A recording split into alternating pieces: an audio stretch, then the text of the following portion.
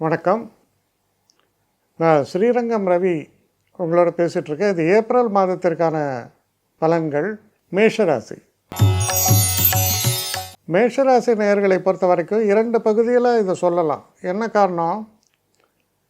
14ஆம் தேதி வருடப்பிறப்பு, தமிழ் வருடப்பிறப்பு. இப்போ தமிழ் வருடப்பிறப்புனால சூரியன் எதனால் சொல்கிறோம்? சித்திரை மாதம் சூரியன் மேஷராசிக்குள்ளே பிரவேசம் பண்ணுறார்.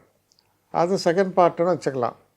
அப்போ ஃபஸ்ட் பார்ட், இந்த காலகட்டத்தில் கிரக நிலவரங்களை பார்த்திங்கன்னா மேஷத்தில் சுக்கிரன், அதுக்கப்புறம் சூரியன், சனி, புதன் இவங்கெல்லாம் இருக்கிற இடம் 12ஆம் வீடு, அதாவது மீன ராசியில்.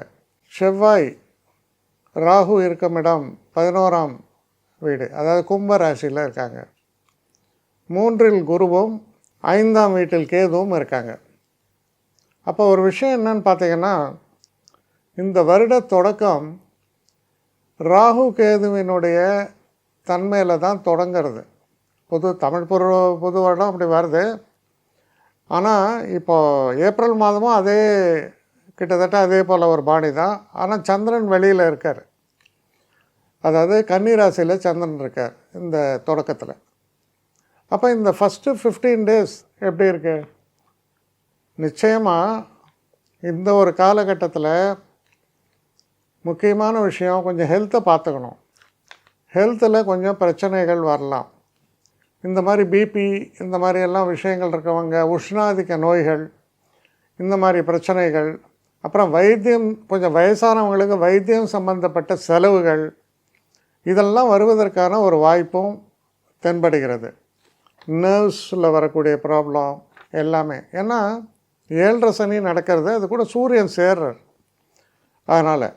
ஆனால் அதே நேரத்தில் உங்களுடைய ராசியில் இருக்கக்கூடிய சுக்கிரன் சில சுபங்களை தருவார். முக்கியமாக ஃபைனான்ஸுன்றது நம்ம தேவைக்கு அளவுக்கு நமக்கு ஃபைனான்ஸ் வரும், அதில் பெரிய பிரச்சனை வராது.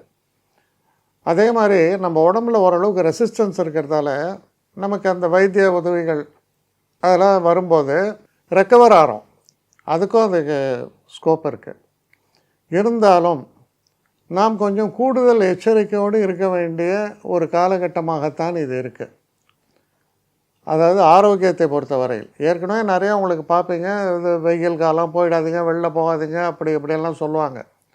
அது கொஞ்சம் அதிகமாக ரிஃப்ளெக்ட் ஆகுது உங்கள் ராசியை பொறுத்த வரைக்கும். அதே நேரத்தில் மற்ற விஷயங்கள் பார்க்கும்பொழுது உங்கள் ராசிநாதனான செவ்வாய் 11ஆம் வீட்டில் இருப்பது ஒரு விதத்தில் சிறப்பு. என்னன்னு பார்த்தீங்கன்னா, சில நேரங்களில் ப்ராப்பர்ட்டி டீலிங்ஸு, ப்ராப்பர்ட்டி வாங்கிறது, இதெல்லாம் நமக்கு அட்வான்டேஜாக இருக்கும். நமக்கு மூத்தவர்களால் நமக்கு நன்மைகள் உண்டாகும். சில விஷயங்களில் கொஞ்சம் கூடுதல் எச்சரிக்கை தேவை. இன்றைக்கி பார்த்தீங்கன்னா நிறைய ப்ராப்பர்ட்டி டீலிங்ஸில் நிறையா கண்ணில் விளக்கணும் ஊற்றின்னு பாருங்கன்றாங்க. அது மாதிரி இருக்குது எல்லாம். சரி, ஏன்னா அரசாங்க அதிகாரிகளே மோசமான விஷயத்தெல்லாம் ஈடுபடுறதால நம்ம ஒரு விஷயமாக டிக் பண்ணிட்டு போகிறோம். அதில் கூட ஒரு இன்வெஸ்டிகேட்டிவாக பார்க்க வேண்டியதாக போகிறது. நிறைய பேர் வாங்கிட்டு அவஸ்தையில் இருக்கிறத பார்க்குறோம். அதனால் ஒவ்வொரு எதனால் இந்த எச்சரிக்கையை சொல்கிறேன்னா, செவ்வாயோட ராகு சம்பந்தப்பட்டு இருப்பதால் இந்த கூடுதல் எச்சரிக்கை மிக மிக அவசியமாகிறது.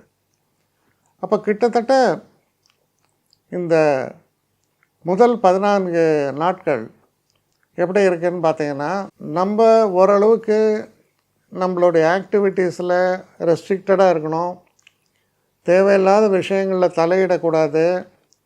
அனாவசியமான ஒரு உடம்பு சம்மந்தப்பட்ட விஷயங்கள், அலைச்சல், இதெல்லாம் குறைக்கிறது நல்லது.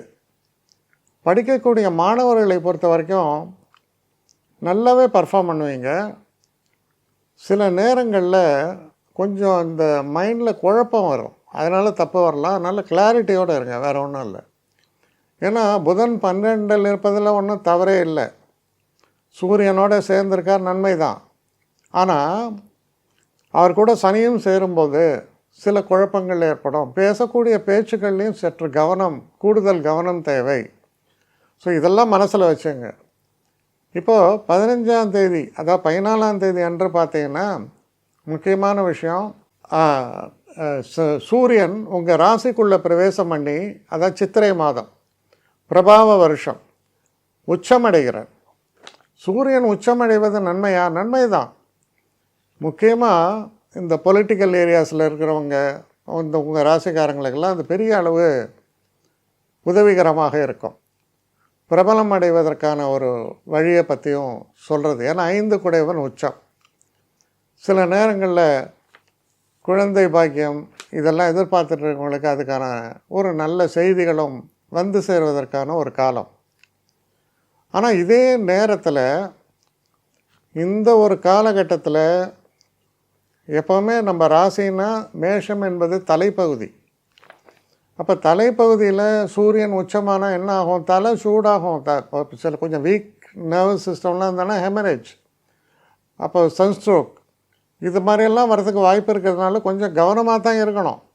அதுக்குன்னு நீங்கள் வெளியே போகக்கூடாதுன்னு சொல்ல, ஆனால் கவனமாக இருங்க. இங்கே ஒரு இந்த மாதிரி நம்ம நல்ல மதிய வெயிலெல்லாம் போகிறதெல்லாம் அவாய்ட் பண்ணுறது நல்லது. அதே போல் இந்த ஒரு காலகட்டத்தில் கொஞ்சம் கூடுதல் செலவீனங்களும் உண்டு, அலைச்சல்களும் உண்டு. சில நேரங்களில் எல்லாம் சம்மர் ஹாலிடேஸ், குழந்தைங்களை கூப்பிட்டு வெளில போகாமல் இருக்க முடியாது. ஸோ அது மாதிரிலாம் போவீங்க. அப்படி போகும்போது சந்தோஷத்தை தரமா, நிச்சயமான சந்தோஷத்தை பெறுவீர்கள். இந்த மாதம் 20ஆம் தேதி சுக்கிரன் 2ஆம் வீட்டுக்கு வருவது கூடுதல் சிறப்பு. அதனால் ஃபினான்ஷியல் பொசிஷன் நல்லாயிருக்கும். நீங்கள் பேசக்கூடிய பேச்சுக்களில் ஒரு தன்மையோடு இருக்கும். அதோடு மட்டும் இல்லாமல் திருமணம் போன்ற விஷயங்கள் கைகூடுவதற்கான சூழல்களையும் ஏற்படுத்தி தரக்கூடிய ஒரு காலம். அதனால் உங்கள் ராசியை பொறுத்த வரைக்கும் உங்கள் ஏஜை பொறுத்தது, கொஞ்சம் வயதானவர்கள் கூடுதல் கவனத்தோடு இருக்கணும். மற்றபடி எந்த பெரிய பாதிப்பையும் நான் பார்க்கல. கூடிய மட்டும் இது ஒரு நல்ல மாதமாகத்தான் இருக்கும். ஆனால் பெரிய அளவு வரவை எதிர்பார்க்க முடியாது. ஆனால் எந்த கெடுதலையும் காண்பிக்கிற மாதிரி எதுவும் இல்லை. அதனால் நல்ல மாதம். என்னை காண்டாக்ட் பண்ணணுன்னு நினைக்கிறவங்க srirangam.ravi1@gmail.com ஒரு முகவரிக்கு உங்களுடைய இதை அனுப்புங்க. கட்டணம் உண்டு, அதோடைய விவரங்களை நான் உங்களுக்கு அனுப்புகிறேன். ஆனால் நான் இன்றைக்கி மேல் அம்சம் இன்னும் பதில் வரலையே அப்படின்னு வருத்தப்படாதீங்க. ஏன்னா எனக்கு கொஞ்சம் பெண்டிங்கில் இருக்குது. ஒரு நாளைக்கு எவ்வளோ பேரை நான் பார்க்க முடியும்? 3 பேர் 4 பேர் மேலே என்னாலையும் பார்க்க முடியாது. ஆனால் நிறைய பேர் ஆசைப்பட்றாங்க. ஆனால் கண்டிப்பாக நான் எல்லாருக்கும் ரிப்ளை பண்ணுவேன். சில நேரங்களில் 3 to 4 வீக்ஸ் ஆகும் என்னுடைய ரிப்ளை வரத்துக்கு. ஆனால் வரும். ஏன்னா நான் எல்லோரும் ஒரே நேரத்தில் ஒரு நாளைக்கு 10 பேர் பார்க்கணுன்னா முடியாது. ஸோ அதை கன்சிடர் பண்ணுங்கள். நான் நிச்சயமாக ரெஸ்பாண்ட் பண்ணுவேன். இதில் இந்த கல்யாண பொருத்தங்கள் போன்ற விஷயங்களை ஓரளவுக்கு அவசரமாக பார்க்கணுன்னு நினச்சா அதுக்கு ஓரளவுக்கு ப்ரையாரிட்டியும் தரேன். அதனால் கொஞ்சம் பொறுமை காக்க வேண்டும். கொஞ்சம் டிலே ஆகிறதுக்காக என்னை மன்னிக்கணும். ஆனால் ஐ மீன் ஹெல்ப்லெஸ் சுச்சுவேஷன். அதனால தான் நிச்சயமாக ஐ வில் ரிப்ளை யூ.